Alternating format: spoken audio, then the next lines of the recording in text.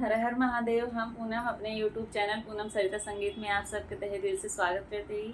आज बहुत सुंदर शंकर भगवान के विवाह गीत लेके आए हैं। आप सब सुने कैसे लाख कमेंट में ज़रूर बताइए। खूब सारा प्यार और आशीर्वाद बनाए रखिए। अगर आप सब चैनल पर नया हैं तो हमारे परिवार से ज़रूर जुड़ जाइए। वीडियो ज़्यादा से ज़्यादा शेयर करिए। देखिए जब दुल्हा मन ना रहते कैसे अगुआ गरियाए जाते हरदम फुकौना बियाह करा दे ऐसे लड़के मिल गए ये सोई ते सोई के देखा तब अब ना पहले होत रहा है। शंकर भगवान दुल्हा बन कुतरा है तो कैसे जवाना नारद को स्वागत होता है गाने के माध्यम से सुनत जा। नारद अगुआ कराए हैं मुआ से निकला ता गारी नारद काहे कैला गदारी हो। मुआ से निकला ता गाली नारद काहे कैला गदारी हो। कैला गदारी हो कैला गदारी कैला गदारी हो कैला मुहवा से निकला ता गाली नारद काहे कैला गदारी हो।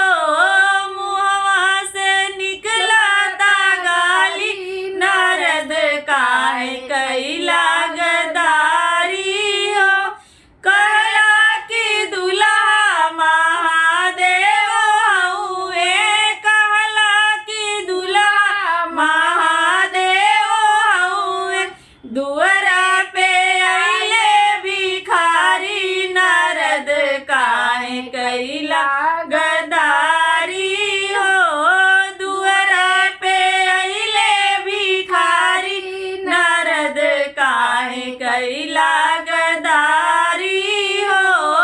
मुहवा से निकला ता गाली नारद काहे कैला गदारी हो।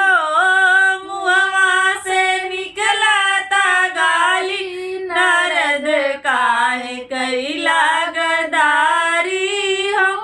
कहेली मैना सुनिए नारद कहेली मैना सुनिए नारद ऐसन बरवा से बेटी न ब्याहब ऐसन बरवा से बेटी न ब्याहब भले धिया रखबई कुंवारी नारद काहे कैला गदारी हो।